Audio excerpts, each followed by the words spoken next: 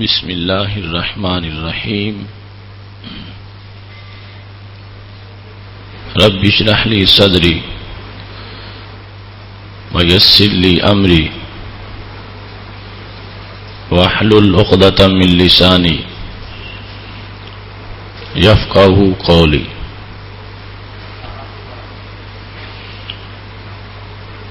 احمدک اللہم یا مجیب کل سائل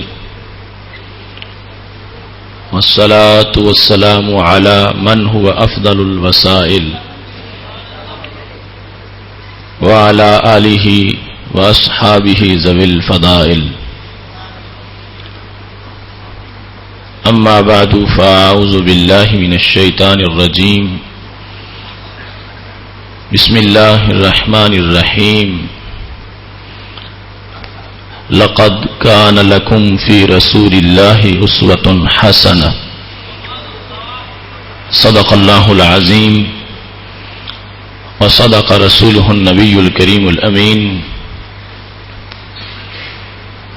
إن الله وملائكته يصلون على النبي يا أيها الذين آمنوا صلوا عليه وسلموا تسليما. الصلاة والسلام عليك يا سيدي يا رسول الله وعلى آلك وأصحابك يا حبيب الله. مولاي صل وسلم دائما أبدا على حبيبك خير الخلق كلهم. يا أكرم الخلق مالي من ألوذ به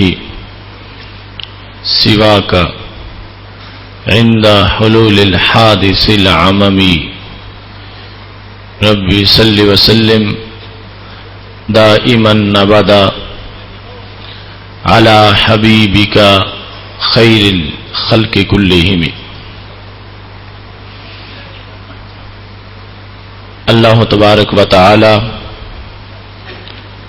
جل جلالہ وعم نوالہ واتم برہانہ وعظم شانہ کی حمد و ثنا اور حضور پر نور شافع یوم النشور محسن انسانیت اسوہ آدمیت سید المرسلین خاتم النبیین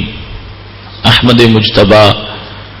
جناب محمد مصطفیٰ صلی اللہ علیہ وآلہ واصحابہ وبارک وسلم کے دربار گوہر بار میں ہدیہ درود و سلام عرض کرنے کے بعد رب ذوالجلال کا کروڑوں بار شکر ہے کہ اس نے ہم سب کو ماہ رمضان المبارک کے پرکیف لمحات میں فہم دین کے اس پروگرام میں شرکت کی سعادت عطا فرمائی ہے. ارباب فکر و دانش نہایت ہی محتشم حضرات و خواتین، رب ذوالجلال کے فضل اور توفیق سے ادارہ صراط مستقیم کی دعوت پر ہم سب کو قرآن و سنت کے فہم کا پیغام میسر آ رہا ہے. میری دعا ہے خالق کائنات جل جلالہ اس کاروان کو مزید عروج عطا فرمائے اور اللہ تبارک و تعالی سب کی حاضری اپنے دربار میں قبول فرمائے. ہماری گفتگو کا آج موضوع یہ ہے رسول اللہ صلی اللہ علیہ وسلم کی نماز. نبی اکرم نور مجسم شفیع معظم صلی اللہ علیہ وآلہ وسلم کی سیرت مطہرہ کا ہر گوشہ ہی بڑا تابناک اور نرالا ہے، لیکن وہ لمحہ کتنا پرنور ہوگا کہ جب نبی اکرم صلی اللہ علیہ وآلہ وسلم اپنے پروردگار کے دربار میں حاضری دے رہے ہوں گے. آپ کی زندگی کا ہر لمحہ ہی اتنا عظیم ہے کہ اس میں ہمارے لیے اجالے ہی اجالے ہیں. خالق کائنات جل جلالہ کا فرمان ہے لقد کان لکم فی رسول اللہ اسوۃ حسنہ. سورہ احزاب میں خالق کائنات جل جلالہ کا یہ فرمان ہے آیت نمبر 22 کہ یقیناً تمہارے لیے رسول اکرم صلی اللہ علیہ وسلم کی زندگی میں بہترین نمونہ ہے. اور یہ آیت ایسی جامع ہے کہ پوری سیرت اور تعلیمات کو اس نے اپنے احاطے میں لے رکھا ہے. لقد کان لکم فی رسول اللہ، اس میں نبی اکرم صلی اللہ علیہ وسلم کے بیٹھنے میں ہمارے لیے بہترین نمونہ ہے. رسول اکرم صلی اللہ علیہ وسلم کے بولنے میں ہمارے لیے بہترین نمونہ ہے. نبی اکرم صلی اللہ علیہ وسلم کے اٹھ کر چلنے پھرنے میں ہمارے لیے بہترین نمونہ ہے. رسول اکرم صلی اللہ علیہ وسلم جب جماعت کرا رہے ہوں تو اس میں ہمارے لیے بہترین نمونہ ہے. جب نماز ادا فرما رہے ہوں تو اس میں ہمارے لیے بہترین نمونہ ہے. گویا کہ تمام تر اسلامی تعلیمات کو یہاں پر یکجا کر کے خالق کائنات جل جلالہ نے بیان فرما دیا ہے. رسول اکرم صلی اللہ علیہ وآلہ وسلم کا جب ہر لمحہ اتنا پرنور ہے، بالخصوص جب آپ اپنے رب کو سجدہ کرتے ہیں اور قیام کرتے ہیں تو وہ انداز کتنا ہی نرالا ہوگا. اور پھر خالق کائنات جل جلالہ نے قرآن مجید برہان رشید میں جو ہمیں حکم دیا ہے اپنی نماز کا، تو اس کو بھی معین طریقے سے ادا کرنے کے لیے ہم پہ لازم کیا ہے. رب ذوالجلال سورہ طٰہٰ میں ارشاد فرماتا ہے، آیت نمبر 14 ہے، اقم الصلاۃ لذکری، کہ اگر تم میرا ذکر کرنا چاہتے ہو تو میرے ذکر کے لیے نماز قائم کرو. اور دوسرے مقام پر سورہ بقرہ میں آیت نمبر 198 ہے، خالق کائنات فرماتا ہے وَاذْكُرُوهُ كَمَا هَدَاكُمْ، اللہ کو وہ ذکر پسند ہے جو اس کی تعلیمات کے مطابق ہو، اس کے بتائے ہوئے طریقے کے مطابق ہو. اپنے طور پر جیسے کوئی کرنا چاہے خالق کائنات جل جلالہ اس کو پسند نہیں کرتا، اسی کو پسند کرتا ہے جو اس کے بتائے ہوئے طریقے کے مطابق انداز اختیار کیا جائے. تو نماز اللہ کے ذکر کا بہترین طریقہ ہے. اور پھر نماز کا طریقہ رسول اکرم صلی اللہ علیہ وآلہ وسلم نے خود بیان فرمایا ہے. اور نبی اکرم نور مجسم شفیع معظم صلی اللہ علیہ وآلہ وسلم کا فرمان ہے صلو کما رأیتمونی اصلی، جس طرح تم مجھے نماز پڑھتا دیکھتے ہو ایسے ہی تم بھی نماز پڑھو. اور کما رأیتمونی کے اندر اس بات کی طرف لطیف نکتہ ہے کہ کما حقہ، جس طرح رسول اکرم صلی اللہ علیہ وسلم نماز پڑھتے تھے ہم بھی ایسی پڑھ سکیں، یہ تو ممکن ہی نہیں. کیونکہ رسول اکرم صلی اللہ علیہ وآلہ وسلم جب اللہ کو سجدہ کر رہے ہیں تو اس وقت بحیثیت محبوب سجدہ کر رہے ہیں، اپنے معبود کے محبوب ہونے کے لحاظ سے اس کے دربار میں سجدہ کر رہے ہیں. اور ہم کریں گے تو ہم بحیثیت محب سجدہ کر رہے ہوں گے. اس واسطے فرمایا کما رأیتمونی، جیسے تمہیں لگتا ہے. یہ نہیں فرمایا صلو کما اصلی کہ جس طرح میں پڑھتا ہوں ایسے ہی تم بھی پڑھو. فرمایا دیکھنے میں جس طرح تم دیکھ رہے ہو ایسے میرے افعال کی وہی اقتداء کرو، اسی طرح کے افعال تم بھی کرو. اگرچہ میرا قیام اس کا معنی اللہ کے دربار میں کچھ اور ہے اور تمہارے قیام کی حیثیت اور ہے، جب رسول اکرم صلی اللہ علیہ وسلم سجدہ کرتے ہیں تو اس کا سجدے کا مقام اور ہے اور ہمارے سجدے کی حیثیت اور ہے. اس واسطے فرمایا کما رأیتمونی، تمہاری نگاہوں میں جس طرح تم مجھے دیکھتے ہو اس جہت میں تم میری طرح نماز پڑھو، ورنہ کوئی کس طرح، ہم تو کروڑ نمازیں بھی رسول اکرم صلی اللہ علیہ وسلم کی ایک نماز کہ ہم پلہ نہیں کر سکتے، اور ہماری نمازیں اس حیثیت تک نہیں پہنچتی جہاں رسول اکرم صلی اللہ علیہ وسلم کی ایک نماز پہنچتی ہے. اور پھر رسول اکرم صلی اللہ علیہ وسلم نے جو تمام تر تعلیمات نماز کے متعلق دی ہیں ان کا خلاصہ یہ ہے کہ نماز پڑھتے وقت خشوع سے، خضوع سے اور نہایت ادب سے نماز پڑھی جائے. یہاں تک کہ حدیث جبریل میں جب آپ سے یہ سوال کیا گیا تھا احسان کیا ہے، تو رسول اکرم صلی اللہ علیہ وسلم نے فرمایا ان تعبد اللہ کأنک تراہ، تم اللہ کی بندگی یوں کرو گویا کہ تم اس کو دیکھ رہے ہو. یعنی اللہ کے سامنے تم کھڑے ہو، اور جس وقت یہ تصور غالب ہوگا کہ اللہ کے دربار میں حاضر ہیں تو پھر کس قدر دل موم ہو چکا ہوگا، کتنی خشیت طاری ہوگی اور کتنا خوف طاری ہوگا. فرمایا یہ تصور پختہ کر لو گویا کہ. اور دوسرے مقام پر فرما دیا ساتھی فَإِن لَّمْ تَكُن تَرَاهُ فَإِنَّهُ يَرَاكَ، اگر تم اس کو نہیں دیکھ رہے تو وہ تو یقیناً تجھے دیکھ رہا ہے. فَإِنَّهُ يَرَاكَ، تو یہ آداب سکھاتے ہوئے رسول اکرم صلی اللہ علیہ وسلم نے امت کو یہ راستہ بتایا کہ نماز ایک چاہتوں کا وقت ہے اور اللہ سے ملاقات کا لمحہ ہے اور خالق کائنات جل جلالہ کی محبت کا یہ گلدستہ ہے. یہاں تک ارشاد فرما دیا جعلت قرۃ عینی فی الصلاۃ، میری آنکھوں کی ٹھنڈک نماز میں ہے. ارہنی یا بلال بالصلاۃ، اے بلال اذان پڑھو اور مجھ کو راحت دو اور نماز سے راحت دو. تو یہ نبی اکرم نور مجسم شفیع معظم صلی اللہ علیہ وسلم کی تعلیمات ہمارے لیے اس بات کو واضح کر رہی ہیں کہ نماز کتنا اہم مرحلہ ہے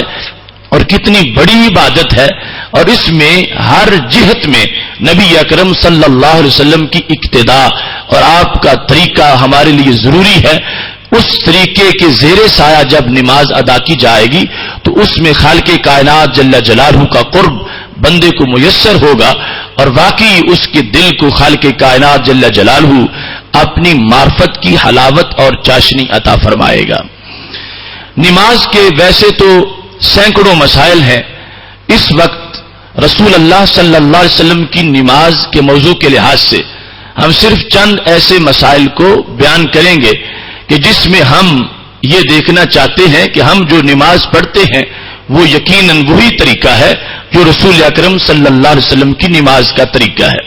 تو یہ دلائل صرف اس جہت سے ہوں گے کہ ہم جو عمل کرتے ہیں وہ سنت کے عین مطابق ہے، اور یہ دلائل ہمیں یاد کرنے چاہیے کہ ہم جس موقف پر ہیں اور جو طریقہ ہے ہمارا وہ قرآن و سنت سے ماخوذ ہے. رہا یہ بات کہ دوسرے کیا کرتے ہیں یا نہیں کرتے وہ ہمارے پیش نظر نہیں، لیکن اس موضوع پر بھی جب کسی کو ہم سے یہ تقاضا ہوتا ہے تو ہم اس موضوع کے مطابق مناظرے کے لیے بھی تیار رہتے ہیں. لیکن اس وقت ہمیں خود ہمارے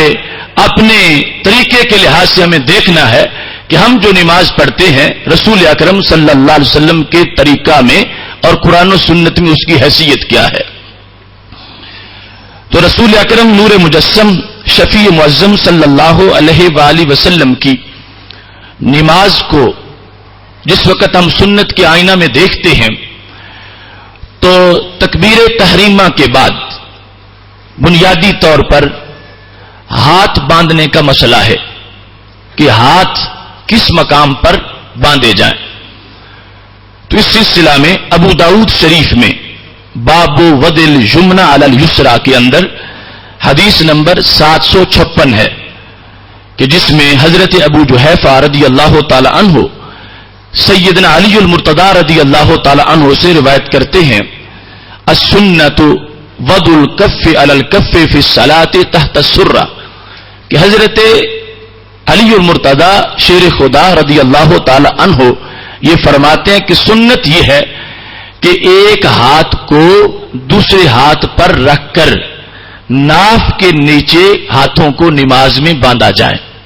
اور یہ قانون ہے محدثین کے نزدیک کہ جب صحابی لفظ سنت بولیں تو اس سے رسول اللہ صلی اللہ علیہ وسلم کی سنت مراد ہوتی ہے. تو حضرت علی رضی اللہ تعالیٰ عنہ جو مدینۃ العلم کے باب ہیں اور جنہوں نے تربیتی آغوش نبوت میں پائی ہے، وہ رسول اکرم صلی اللہ علیہ وسلم کے ساتھ اس وقت سے نماز پڑھتے ہیں جب سید عالم صلی اللہ علیہ وسلم کے ساتھ حضرت خدیجہ الکبریٰ رضی اللہ تعالی عنہا نے پہلے دن نماز پڑھنا شروع کی. اس وقت کے جو نمازی اور مقتدی ہیں حضرت علی المرتضیٰ رضی اللہ تعالی عنہ، وہ یہ فرما رہے ہیں کہ سنت یہ ہے کہ دائیں ہاتھ کو بائیں کے اوپر رکھ کر ناف کے نیچے متصل ہاتھوں کو باندھا جائے. ایسے ہی حضرت ابو ہریرہ رضی اللہ تعالی عنہ سے مروی ہے، اور یہ بھی بڑا مستند نام ہے روایت حدیث کے لحاظ سے، اور یہ حدیث نمبر 758 ہے ابو داؤد شریف میں. اخذ الاکف علی الاکف فی الصلاۃ تحت السرہ، کہ انہوں نے کہا کہ نماز کے اندر ہاتھ باندھنے کا طریقہ یہ ہے کہ ہاتھ کو بائیں پہ رکھ کر اس کو ناف کے نیچے باندھا جائے. یہاں تک کہ جامع ترمذی میں حضرت امام ترمذی حدیث نمبر 252 کے تحت یہ لکھتے ہیں کہ اس میں تو کچھ لوگوں کا نقطہ نظر یہ ہے کہ کیا ناف کے اوپر متصل باندھے جائیں یا ناف کے نیچے متصل باندھے جائیں. یہ بعض نے اس رائے کو اختیار کیا کہ ناف کے اوپر متصل باندھے جائیں، لیکن امام ترمذی یا دیگر کسی محدث نے صحاح کے اندر اس کو اس انداز میں کہ جس کو سنت صحیحہ قرار دیا گیا ہو اور وہ سینے پر ہاتھ باندھنے کا ذکر ہو، ایسا کوئی ذکر نہیں کیا کہ جو حدیث صحیح مرفوع سے ثابت ہو. اسی کو سنت کہا گیا ہے کہ ہاتھ جو ہے وہ زیر ناف باندھے جائیں اور دایاں ہاتھ بائیں کے اوپر رکھ کر جس طرح کے انگلی سے اور انگوٹھے سے ہلکا بنایا جاتا ہے اور پھر ہتھیلی کے اوپر اس طرح رکھی جاتی ہے، تو یہ ہاتھ متصل زیر ناف باندھنے چاہیے. اس کے بعد دوسرا اہم مسئلہ نماز کے اندر رفع یدین کرنے کا ہے کہ وہ کون کون سے مقام ہیں کہ جن کے اندر رفع یدین نماز میں کرنا چاہیے اور طریقہ اس میں کیا ہے. سیدنا عبداللہ بن عباس رضی اللہ تعالی عنہما جو مفسر بارگاہ رسول صلی اللہ علیہ وسلم ہیں، وہ قرآن مجید کی تفسیر میں ان کی تفسیر وہ چھپی ہوئی بھی ہے تفسیر ابن عباس، اس میں فرماتے ہیں قد افلح المؤمنون الذین هم فی صلاتهم خاشعون. یہ 18ویں پارے کا جو آغاز ہے اس میں خاشعون کی تفسیر کرتے ہوئے وہ لکھتے ہیں مخبتون متواضعون لا یلتفتون یمینا ولا شمالا ولا یرفعون ایدیہم فی الصلاۃ، کہ اللہ ان لوگوں کی نماز کی تعریف کر رہا ہے قد افلح المؤمنون، وہ مومن کامیاب ہو گئے، الذین هم فی صلاتہم خاشعون، جو اپنی نماز میں خشوع کرنے والے ہیں. خشوع کرنے والے کون ہیں؟ ابن عباس فرماتے ہیں جو عاجزی سے کھڑے ہو جائیں،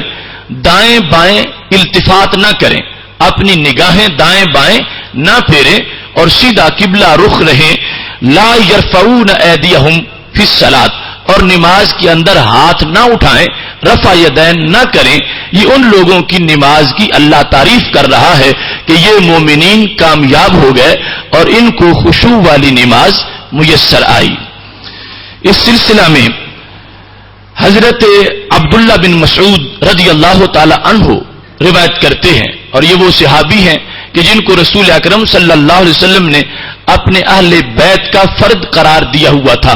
اور فرمایا تھا کنیف مولع علما، یہ عبداللہ بن مسعود علم کا بھرا ہوا گھر ہے. وہ حضرت عبداللہ بن مسعود رضی اللہ تعالی عنہ ان سے مروی ہے، اور یہ جامع ترمذی میں حدیث نمبر 257 ہے. حضرت علقمہ رضی اللہ تعالی عنہ روایت کرتے ہیں کہ رسول اکرم صلی اللہ علیہ وسلم کی نماز کو حضرت عبداللہ بن مسعود رضی اللہ تعالی عنہ نے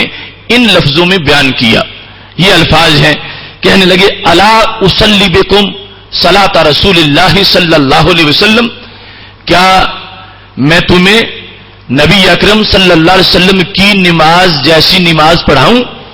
جس طرح رسول اکرم صلی اللہ علیہ وسلم نماز ادا کرتے تھے. کیا میں ایسی نماز پڑھ کے تمہیں دکھاؤں اور اس طریقے سے تمہیں نماز پڑھاؤں؟ تابعین کے اجتماع میں حضرت عبداللہ بن مسعود رضی اللہ تعالی عنہ ان کو نماز نبوی کی تعلیم دینا چاہتے ہیں کہ رسول اکرم صلی اللہ علیہ وسلم کس طرح نماز ادا کرتے تھے. تو ان لوگوں نے کہا ٹھیک ہے، ہمیں تو اس کی بڑی تڑپ ہے کہ آپ ہمیں بتائیں کہ کیا حقیقی طریقہ ہے کہ جس پر رسول اکرم صلی اللہ علیہ وسلم نے اپنی امت کو چھوڑا اور جو نماز کا آخری اور حتمی طریقہ ہے. تو اس پر فصلہ حضرت عبداللہ بن مسعود رضی اللہ تعالی عنہ نے نماز پڑھی. فلم یرفع یدیہ الا فی اول مرہ، تو آپ نے پوری نماز کے اندر صرف تکبیر تحریمہ کے ساتھ رفع یدین کیا،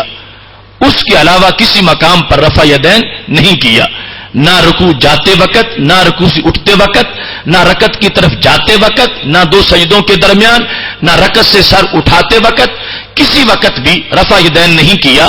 صرف آغاز نماز میں افتتاح صلاۃ کے وقت تکبیر تحریمہ کے ساتھ حضرت عبداللہ بن مسعود رضی اللہ تعالی عنہ نے رفع یدین کیا اور بتایا کہ اے تابعین، یہ وہ طریقہ ہے کہ جو میں نے رسول اکرم صلی اللہ علیہ وسلم سے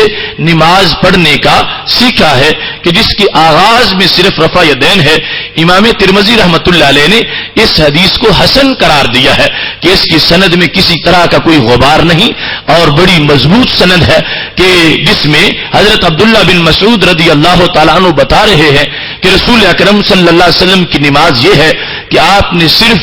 آغاز نماز میں تکبیر تحریمہ کے ساتھ رفع یدین کیا ہے. ابو داؤد شریف میں حدیث نمبر 4749 ہے اور یہاں پر اور صحابی ہیں جو رسول اکرم صلی اللہ علیہ وسلم کی نماز روایت کرتے ہیں. ان کا نام حضرت برا بن عازب رضی اللہ تعالیٰ عنہ ہے. کہتے ہیں ان رسول اللہ صلی اللہ علیہ وسلم کان اذا افتتح الصلاۃ رفع یدیہ الی قریب من اذنیہ ثم لا یعود. حضرت برا بن عازب رضی اللہ تعالیٰ عنہ کہتے ہیں کہ میں نے رسول اکرم صلی اللہ علیہ وسلم کو نماز پڑھتے دیکھا ہے. نبی اکرم صلی اللہ علیہ وسلم جب نماز شروع فرماتے تھے کان اذا افتتح، جب نماز کا افتتاح کرتے تھے، نماز کا آغاز کرتے تھے، رفع یدیہ الی قریب من اذنیہ، کانوں کے قریب تک اپنے ہاتھ اٹھاتے تھے. ثم لا یعود، اس کے بعد کسی مقام پر نماز کے اندر رفع یدین نہیں کرتے تھے. یعنی نہ رکوع کی طرف جاتے وقت، نہ رکوع سے سر اٹھاتے وقت، نہ رکعت کی طرف اٹھتے وقت، نہ سجدوں کے درمیان کسی مقام پر بھی نبی اکرم صلی اللہ علیہ وسلم رفع یدین نہیں فرماتے تھے. تیسرے نمبر پر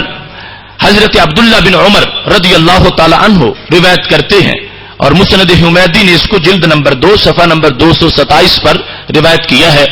حضرت عبداللہ بن عمر رضی اللہ تعالی عنہ نے کہا رأیت رسول اللہ صلی اللہ علیہ وسلم کان اذا افتتح الصلاۃ رفع یدیہ حذو منکبیہ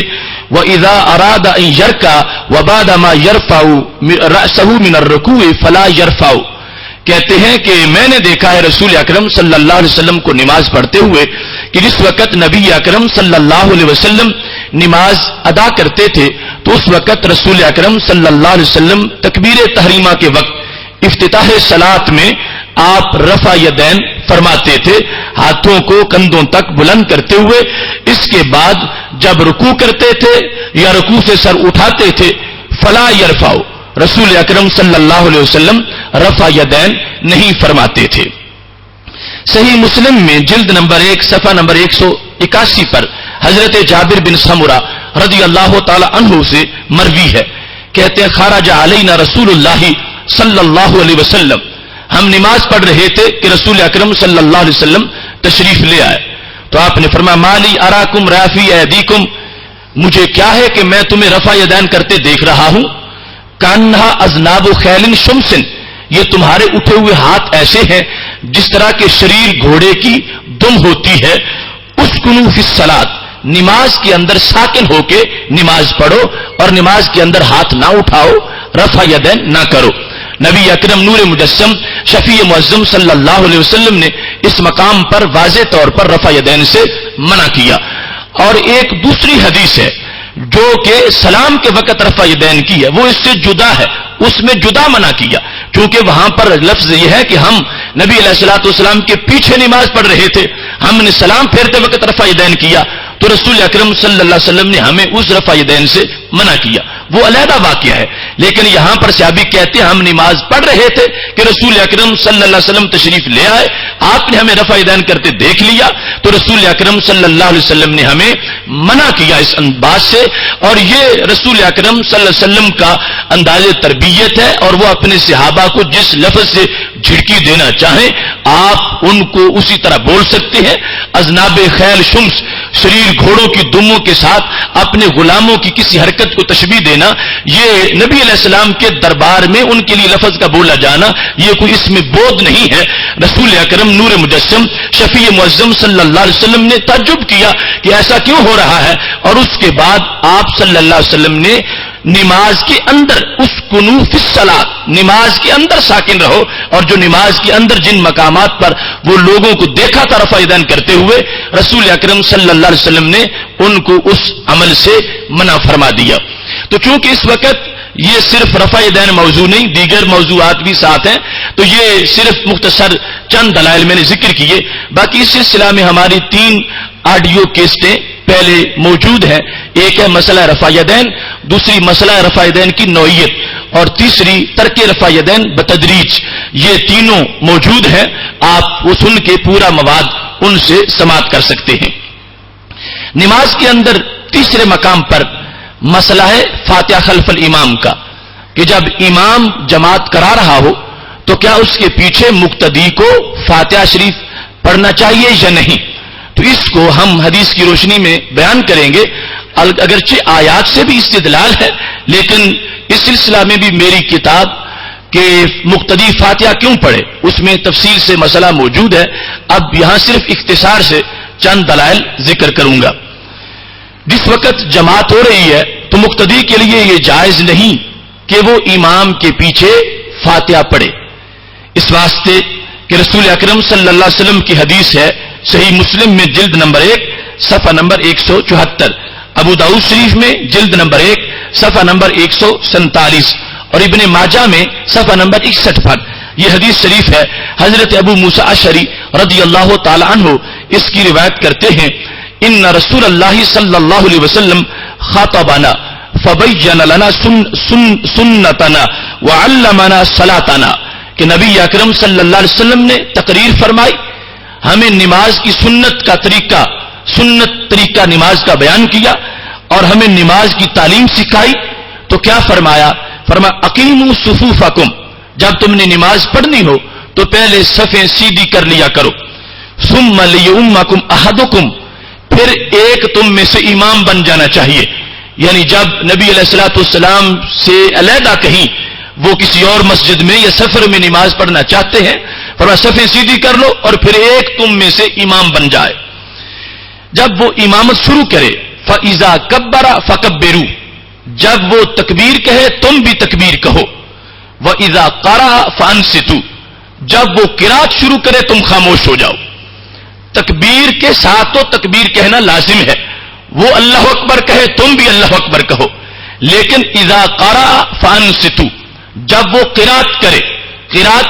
قرآن مجید کے پڑھنے کو کہتے ہیں، خواہ وہ سرن پڑھا جا رہا ہو، خواہ جہرن، خواہ آواز سے، خواہ آہستہ، فرمایا جس وقت وہ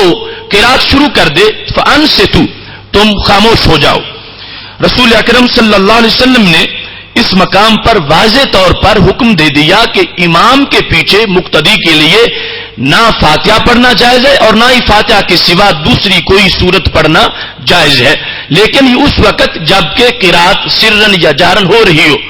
باقی جو معاملات ہیں اس کے بارے میں رسول اکرم صلی اللہ علیہ وسلم نے فرما دیا، اذا قال سمع اللہ لمن حمدہ قولوا ربنا لک الحمد، جب وہ سمع اللہ لمن حمدہ کہے تم ربنا لک الحمد کہو، جب وہ کہے ولضالین تم آمین کہو۔ یہ تقسیم کر دیا ہے اس طرح کر کے، اور اس مقام پر فرمایا جس وقت وہ قرآن پڑھنا شروع کر دے تم خاموش ہو جاؤ، اور تمہارے لیے اس وقت پڑھنا جائز نہیں ہے۔ ایسے ہی نبی اکرم صلی اللہ علیہ وسلم سے حضرت ابو ہریرہ رضی اللہ تعالی عنہ روایت کرتے ہیں کہ رسول اکرم صلی اللہ علیہ وسلم نے فرمایا اذا کبر فکبروا، جب امام تکبیر کہے تم بھی تکبیر کہو. وَإِذَا قَرَأَ فَأَنصِتُوا، جب امام قرات کرے تو تم خاموش ہو جاؤ. حضرت جابر بن عبداللہ رضی اللہ تعالیٰ عنہ سے روایت ہے، اور یہ ابن ماجہ میں صفحہ نمبر 61 پر ہے، اور السنن الکبریٰ للبیہقی میں جلد نمبر 2 صفحہ نمبر 531 پر ہے کہ حضرت جابر بن عبداللہ رضی اللہ تعالی عنہ روایت کرتے ہیں کہ ان جابر بن عبداللہ ان النبی صلی اللہ علیہ وسلم قال من کان له امام فقراءۃ الامام له قراءۃ. رسول اللہ صلی اللہ علیہ وسلم ارشاد فرماتے ہیں کہ جس کا کوئی امام ہے، یعنی جو مقتدی بن کے نماز پڑھ رہا ہے، جس نے امام کی اقتداء میں نماز شروع کر رکھی ہے، وہ کیا کرے؟ فرمایا فقراءۃ الامام له قراءۃ، امام کی قراءت اس کی قراءت ہے، اس کو امام کے پیچھے قراءت کی اجازت نہیں، امام کا پڑھنا اسی کا پڑھنا ہے. یہ شریعت نے اس کو یہ امام کی قراءت کو مقتدی کی قراءت قرار دے دیا ہے. تو اس میں کسی کو تشویش نہیں ہونی چاہیے، اور یہ کسی کو خدشہ نہیں ہونا چاہیے کہ میری نماز فاتحہ کے بغیر رہ گئی. جب رسول اکرم صلی اللہ علیہ وسلم فرما رہے ہیں کہ امام نے اگر پڑھ لیا تو مقتدی کی پڑھی گئی، مقتدی کی نماز بھی فاتحہ سے خالی نہیں رہی، اس واسطے کہ شریعت نے امام کی قراءت کو مقتدی کی قراءت قرار دے دیا ہے، اور اس بنیاد پر مقتدی خاموش کھڑا ہے لیکن امام کی قراءت اس کی قراءت ہے، اس واسطے اس کی نماز بھی فاتحہ سے خالی نہیں ہے.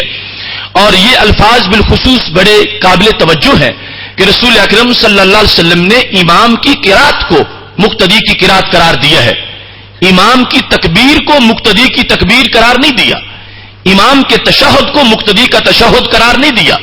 امام کی تسبیح کو مقتدی کی تسبیح قرار نہیں دیا.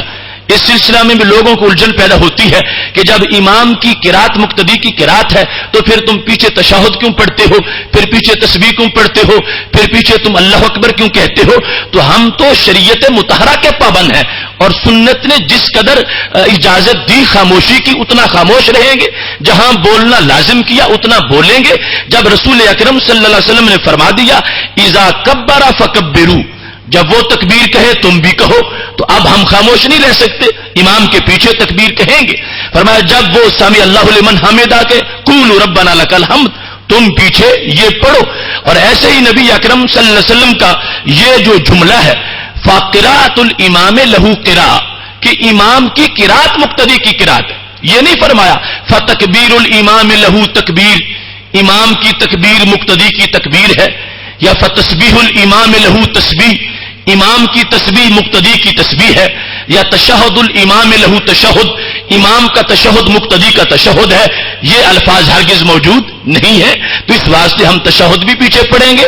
اور ہم ثنا بھی پڑھیں گے، تسبیح بھی پڑھیں گے، تکبیریں بھی پڑھیں گے. لیکن نبی اکرم صلی اللہ علیہ وسلم نے پابند فرما دیا من کان له امام فقراءۃ الامام له قراءۃ، جو امام کے پیچھے پڑھ رہا ہے تو امام کی قراءت شامل ہے فاتحہ کو بھی، اس کے علاوہ سورت کو بھی. تو وہ مکمل طور پر وہ قراءت امام کی جو ہے وہ مقتدی کی قراءت قرار شریعت کے لحاظ سے پا گئی ہے. لہذا یہاں کسی طرح کی کوئی کمی نماز میں نہیں رہی. اور یہ وہ طریقہ ہے جو رسول اکرم صلی اللہ علیہ وسلم نے اپنی امت کو نماز پڑھنے کا عطا فرمایا ہے.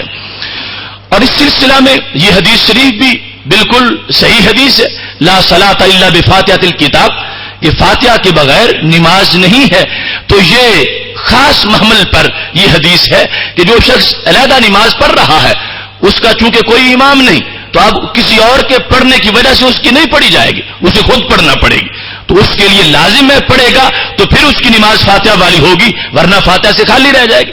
ایسے ہی جو خود امام ہے اس نے تو خود پڑھنی ہے، اس کی کسی اور کی وجہ سے نہیں پڑھی جائے گی، تو اس پر بھی لازم ہے. اگر امام نے فاتحہ نہ پڑھی تو اس کی نماز بھی رہ جائے گی، کیونکہ فاتحہ کا پڑھنا واجب ہے. اس کے ترک سے عمدن ترک کرے گا نماز فاسد ہو جائے گی، بھول کے رہ جائے گی تو سجدہ کی ادائیگی سے، سجدہ صاحب سے درست ہو جائے گی. بہرحال جو منفرد ہے یا امام ہے اس کے لیے لازم ہے کہ وہ نماز کے اندر فاتحہ کی قرات ضرور کرے، لیکن جو مقتدی ہے اس کو شریعت مطہرہ نے یہ حیثیت دے دی ہے کہ اس کے لیے حکم ہے اذا قرئ القرآن فاستمعوا له وانصتوا لعلکم ترحمون، کہ جب قرآن کی تلاوت کی جا رہی ہو غور سے سنو اور خاموش رہو تاکہ تم پر رحم کیا جائے۔ اور اذا قرئ کے الفاظ عام ہیں، یہ تم نہیں کہہ سکتے کہ جب آواز امام کی آ رہی ہے اب تو قرات کر رہا ہے اور جب نہیں آ رہی تو اب نہیں کر رہا، نہیں، دونوں صورتوں میں قرات ہے۔ جب امام آواز سے بالجہر پڑھ رہا ہو پھر بھی قرات ہے، اور جب بالسر پڑھ رہا ہو تو پھر بھی قرات ہے۔ اگر اس کو قرات نہیں کہو گے تو پھر تو نماز ہی نہیں ہونی چاہیے امام کی، بالسر قرات کے بغیر رکعت کیسے ہو سکتی ہے؟ تو دونوں صورتوں میں قرات ہے، جب آواز آ رہی ہو پھر بھی قرات ہے اور آواز نہ آ رہی ہو پھر بھی قرات ہے۔ اور قرآن مجید کا علی الاطلاق حکم ہے اذا قرئ، جب تمہیں آواز آئے پھر بھی، آواز نہ آئے پھر بھی، دونوں صورتوں میں علیحدہ علیحدہ حکم ہے۔ اگر آئے فاستمعوا، اس کو غور سے سنو، اور اگر نہ آئے تو پھر بھی انصتوا، خاموش تو رہو۔ تو یہ مکمل حکم ہے خالق کائنات جل جلالہ کا، جس کو ابن جریر اور ابن کثیر نے اسی نماز کے حوالے سے بیان کیا ہے۔ تو نماز کے اندر جو سنت ہے ہمارے لیے وہ یہی طریقہ ہے کہ جس وقت امام کے پیچھے نماز پڑھی جا رہی ہے تو مقتدی کے لیے یہ اجازت نہیں کہ وہ امام کے پیچھے فاتحہ پڑھے یا اس کے علاوہ کوئی اور صورت پڑھے، کوئی بھی قرات اس کے لیے جائز نہیں ہے۔ شریعت مطہرہ نے امام کی قرات اس کی قرات قرار دے دی ہے، اور یہ بھی اب بات واضح ہے کہ اس کی نماز کو فاتحہ سے خالی نہیں سمجھا جا سکتا، اس واسطے کہ جب ہم خود پڑھتے ہیں تو فاتحہ منفرد حالت میں معتبر ہو جاتا ہے اس کا پڑھنا، جب رسول اکرم صلی اللہ علیہ وسلم نے ضمانت دے دی ہے کہ امام کا پڑھنا مقتدی کا پڑھنا ہے تو ہمیں اس ضمانت پر اعتماد کرنا چاہیے۔ اور نبی اکرم صلی اللہ علیہ وسلم کے حکم کے مطابق اذا قرأ فانصتوا، جب امام قرات کر رہا ہو تو ہمیں پیچھے خاموش کھڑے ہو کر اس وقت فاتحہ پڑھے بغیر قیام کرنا چاہیے۔ اس کے بڑے تفصیلی دلائل ہیں، اور بالخصوص جن لوگوں کے نزدیک امام کے پیچھے بھی قرات کرنا رکن ہے تو ان کے نزدیک یہ مسئلہ بڑا قابل تشویش ہے کہ ان کے ہاں بھی جس وقت ایک مقتدی پہنچا تھا اور امام اس وقت رکوع میں جا چکا تھا تو وہ اگر رکوع میں شرکت کرتا ہے تو وہ لوگ کہتے ہیں اس کو رکعت مل گئی ہے، حالانکہ جب رکن تھا قرات ان کے نزدیک مقتدی کے لیے بھی تو رکن ادا کیے بغیر رکعت کس طرح مل گئی؟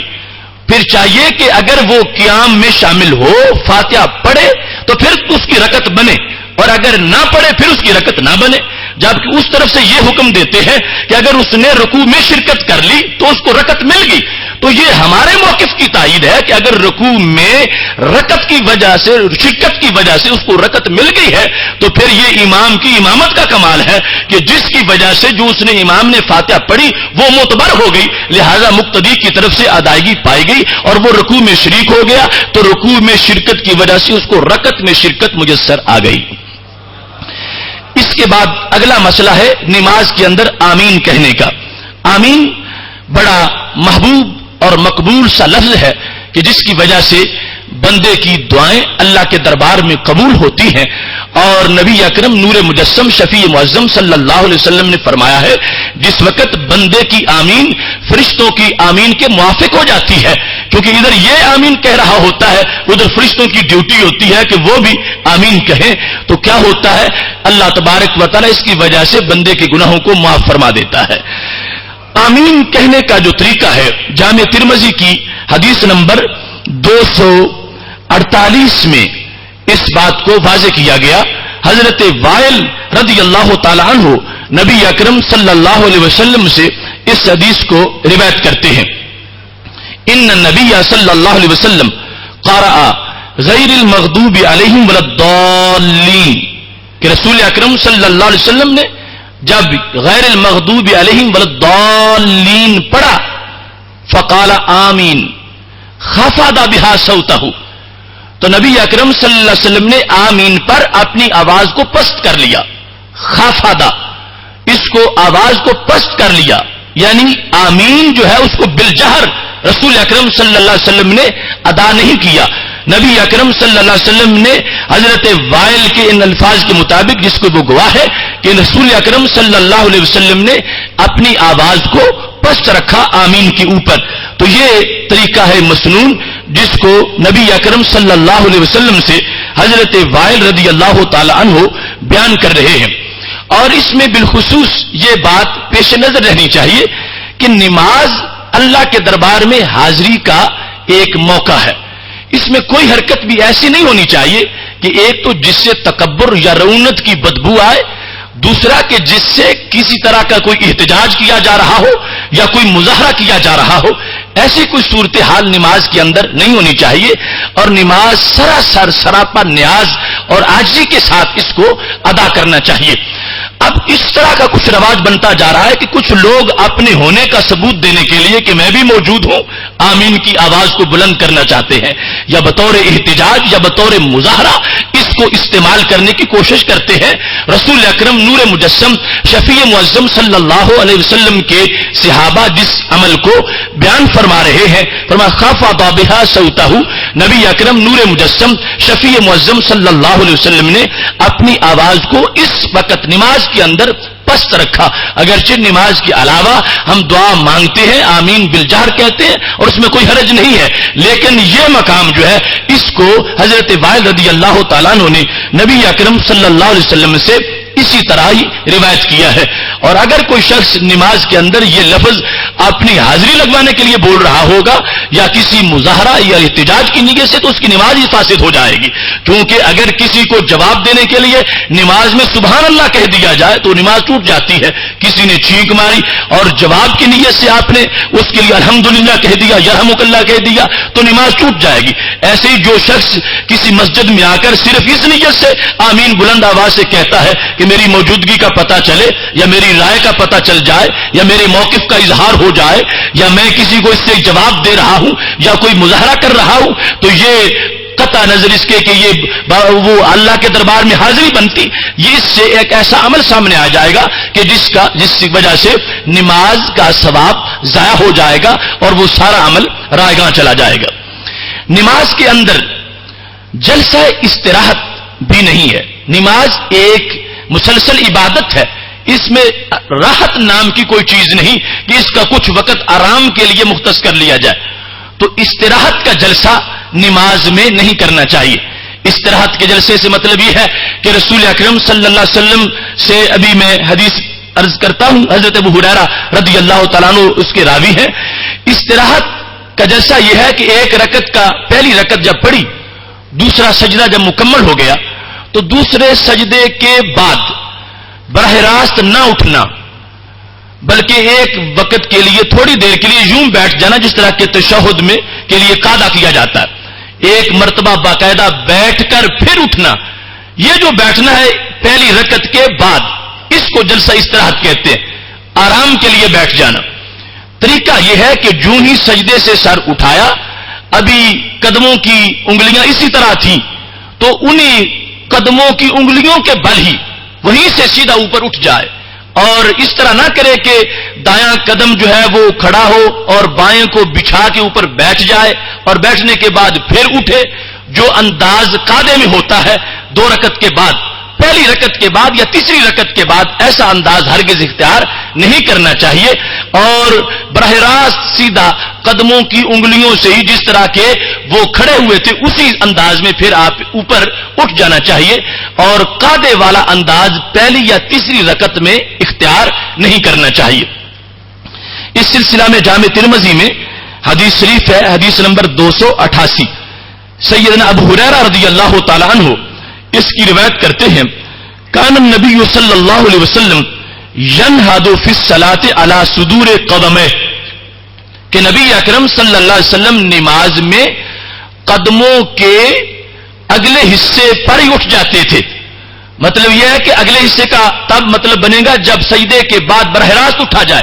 اگر قدم بچھا لیا جائے تو یہ صدور قدمین نہیں بنے گا، پھر تو قدم کے تلوے کے ذریعے سے پھر اٹھا جا رہا ہے، اس کو بچھا کے. اور پھر صدور قدمین کا مطلب یہ ہے کہ یوں قدم لگے ہوئے تھے سجدہ میں، تو بنتے نے جس وقت سجدے سے سر اٹھایا، اٹھتا اٹھتا پہلے اس نے ہاتھ اٹھائے، پھر وہ گھٹنوں پہ رکھے اور اس طرح پھر گھٹنے اٹھائے اور سیدھا کھڑا ہو گیا. تو یہ ہے کہ رسول اکرم صلی اللہ علیہ وسلم پہلی رکعت کے بعد یا تیسری رکعت کے بعد جلسہ استراحت نہیں فرماتے تھے. نبی اکرم صلی اللہ علیہ وسلم براہ راست سجدہ کرنے کے بعد سیدھے کھڑے ہو جاتے تھے، جس طرح آج ہم اسی ابتدا میں پڑھتے ہیں اور جلسہ استراحت نہیں کرتے. پہلی رکعت کے بعد بھی نہیں جلسہ، دوسری رکعت کے بعد، تیسری کے بعد بھی نہیں، دوسری کے بعد قعدہ ہوتا ہے اور چوتھی کے بعد ہوتا ہے. یہ پہلی اور تیسری کے لحاظ سے میں بیان کر رہا ہوں کہ رسول اکرم صلی اللہ علیہ وسلم نے جلسہ استراحت نہیں فرمایا، اور اسی طرح آپ صدور قدمین پر سیدھے کھڑے ہو گئے ہیں. اس سلسلہ میں بھی میرا رسالہ جلسہ استراحت کی حیثیت کے بارے میں چھپا ہوا ہے، آپ اس کا مطالعہ کر سکتے ہیں. نماز کے اندر ہر وہ طریقہ ہے کہ جس میں ادب ہو، اور آداب کو ہمیشہ ملحوظ خاطر رکھا گیا ہے.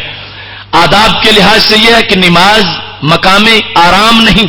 یہ اللہ کے دربار میں خدمت کا مقام ہے. تو نماز پڑھتے پڑھتے بندے کو آرام میں مصروف نہیں ہونا چاہیے. اس واسطے مصنف ابن ابی شیبہ میں بھی، السنن الکبریٰ للبہقی میں بھی حضرت عبداللہ بن مسعود رضی اللہ تعالیٰ عنہ، حضرت علی المرتضی رضی اللہ تعالیٰ عنہ، حضرت عمر فاروق رضی اللہ تعالیٰ عنہ اور دیگر صحابہ کا یہ عمل موجود ہے. مصنف ابن ابی شیبہ کی جلد نمبر 1 صفحہ نمبر 430 پر، اور السنن الکبریٰ للبہقی کی جلد نمبر 2 صفحہ نمبر 472 پر تفصیل سے موجود ہے کہ یہ صحابہ کرام علیہم الرضوان نماز کے اندر جلسہ استراحت نہیں فرماتے تھے. جس وقت رکعت ادا ہوتی تو رکعت کی ادائیگی کے بعد براہ راست اگلی رکعت کی طرف کھڑے ہو جاتے، اور درمیان میں پہلی رکعت یا تیسری رکعت کے بعد جلسہ استراحت نہیں فرماتے تھے.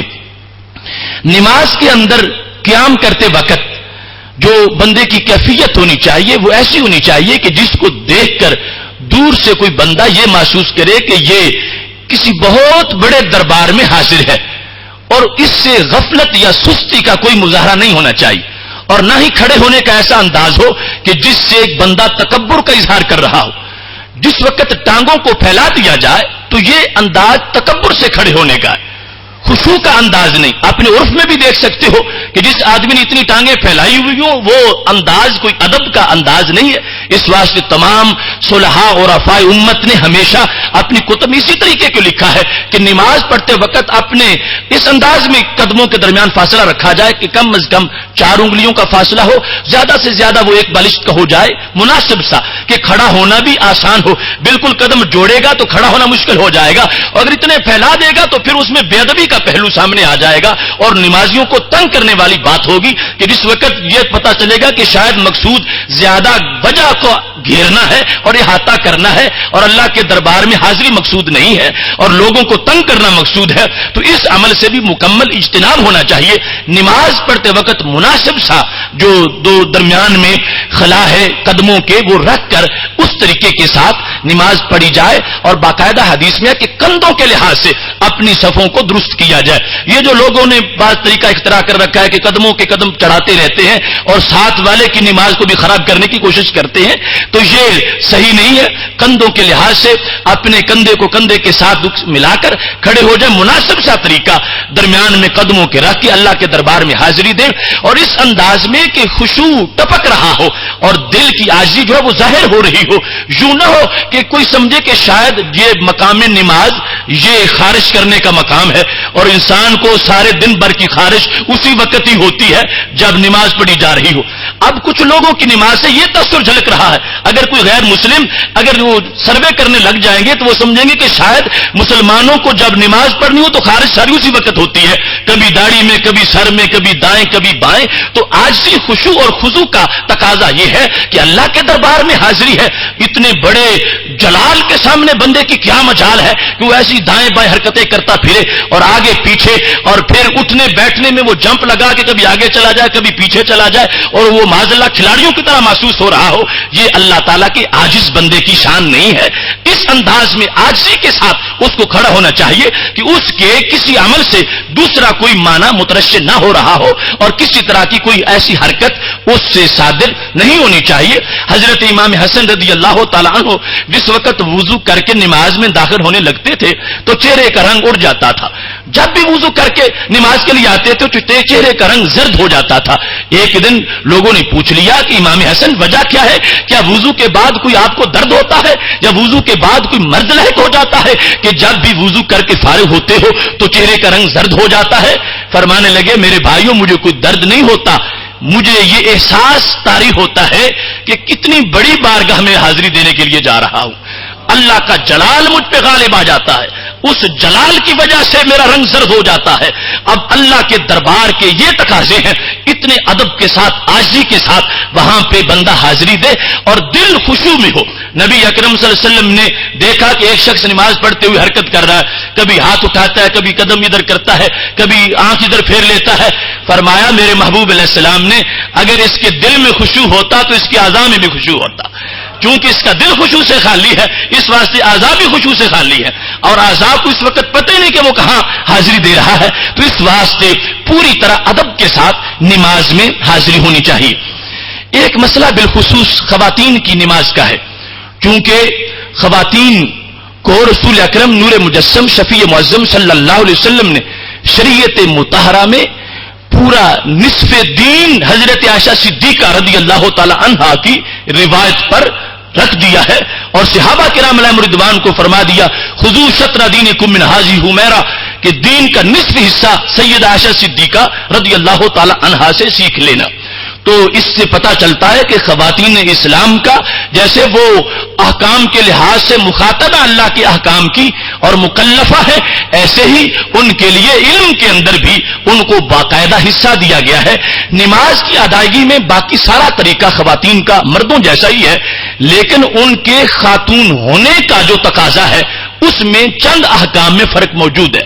کیونکہ اسلام نے ان کو مستورہ بنایا ہے، پردے میں رکھا ہے، اور ان کو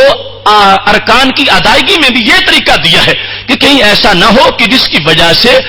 جسم کے حصوں کی کوئی ایسی وہ صحت بن جائے کہ جو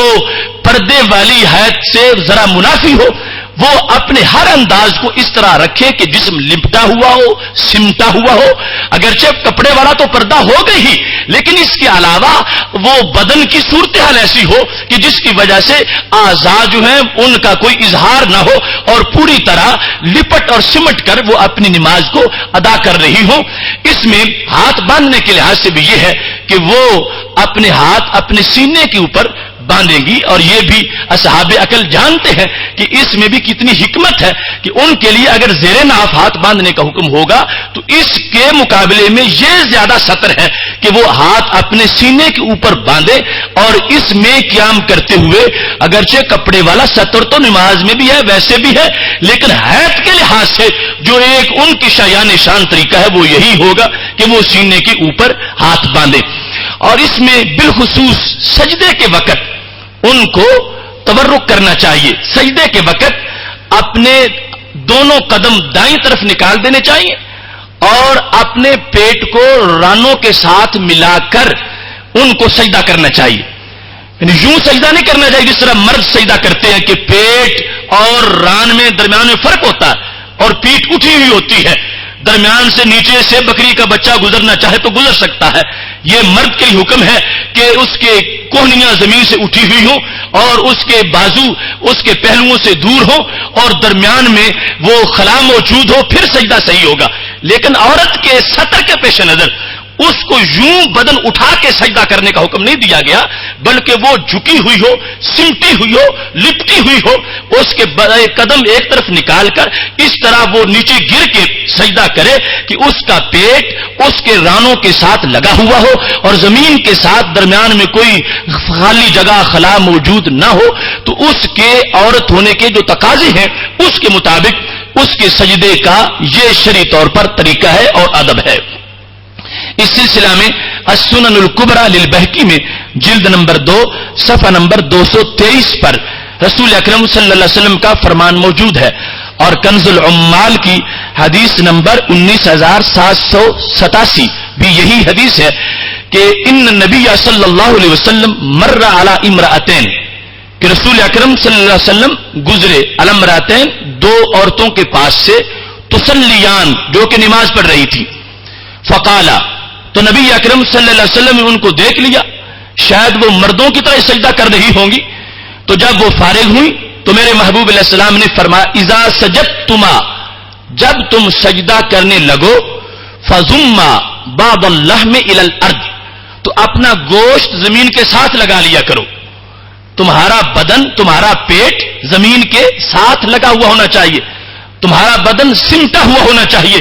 فَإِنَّ الْمَرْأَةَ لَيْسَتْ فِي ذَلِكَ كَالرَّجُلِ، اس واسطے کہ سجدے کے معاملے میں عورت کا طریقہ مرد کی طرح نہیں ہے. فَإِنَّ الْمَرْأَةَ لَيْسَتْ فِي ذَلِكَ كَالرَّجُلِ، سجدہ کرتے وقت عورت جو ہے اس کا طریقہ مرد کی طرح نہیں ہے. یعنی ویسے تو وہ بھی اعضاء سارے سجدے میں لگائے گی، قبلے کی طرف رخ کر کے کرے گی، لیکن مرد جو ہے اس کی پیٹھ اٹھی ہوتی ہے، درمیان میں کھڑا ہوتا ہے. تو رسول اکرم صلی اللہ علیہ وسلم نے فرمایا ضم بعض اللحم، اپنا گوشت اپنا بدن وہ زمین کے ساتھ اس کو لگا دو، وہ چمٹ جائے ساتھ، اس انداز میں تم سجدہ کرو. تو رسول اکرم صلی اللہ علیہ وسلم سے یہ اثر موجود ہے،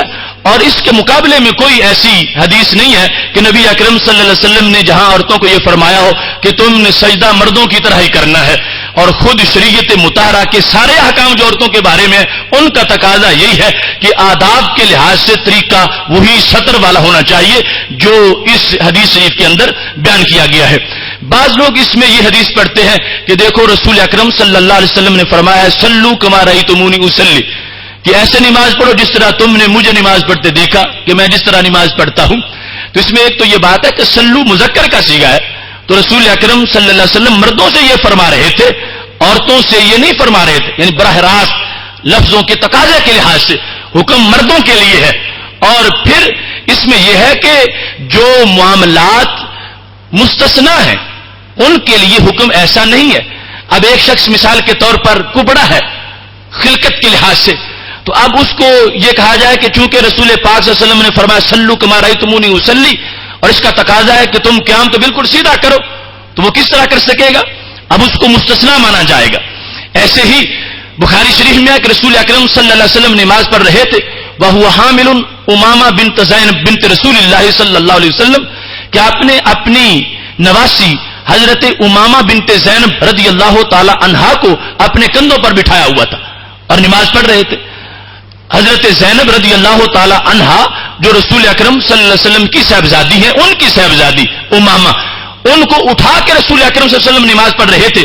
اب کو یہ کہے کہ ہمارے محبوب علیہ السلام کا حکم ہے سلو کما رأیتمونی اصلی، جس طرح تم نے مجھے نماز پڑھتے دیکھا ایسے ہی پڑھو، تو ہم بھی پھر بچے اٹھا کے کندھوں پہ رکھ لیں، تو کیا یہ کوئی تقاضا ہوگا شریعت کا؟ نہیں.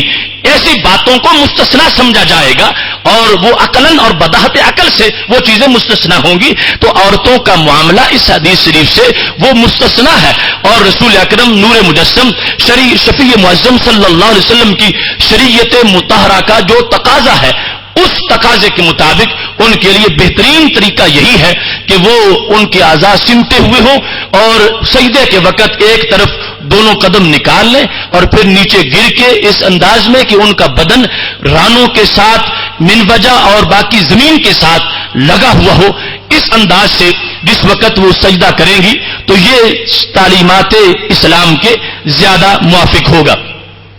نماز کے چند مسائل کے لحاظ سے یہ ہمارا آج کا سبق تھا، جس میں میں نے اختصار سے صرف چند مسائل جن کے بارے میں عمومی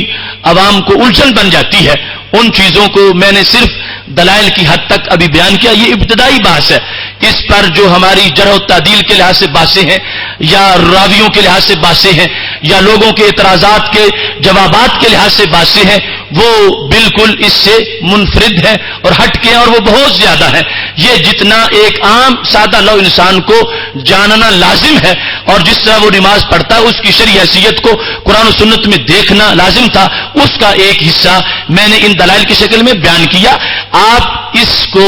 اپنے لیے ایک تعلیم کے لحاظ سے بھی فرض کی حیثیت سمجھے کہ اس کو یاد کرنا ہے، اور یاد کر کے الفاظ جو ہیں احادیث کے ان کو یاد کر کے پھر آگے لوگوں تک اس کو پہنچانا ہے، اور اس بات کو واضح کرنا ہے کہ رسول اکرم نور مجسم شفیع معظم صلی اللہ علیہ وسلم نے امت کو جس حتمی طریقے پر چھوڑا وہ یہ طریقہ ہے نماز کا کہ جس میں ہم اللہ کے دربار میں حاضری دیتے ہیں اور نماز کو ادا کرتے ہیں. خالق کائنات جل جلالہ ہمیں خشوع و خضوع کے ساتھ نماز ادا کرنے کی توفیق عطا فرمائے. وآخر دعوانا ان الحمد للہ رب العالمین.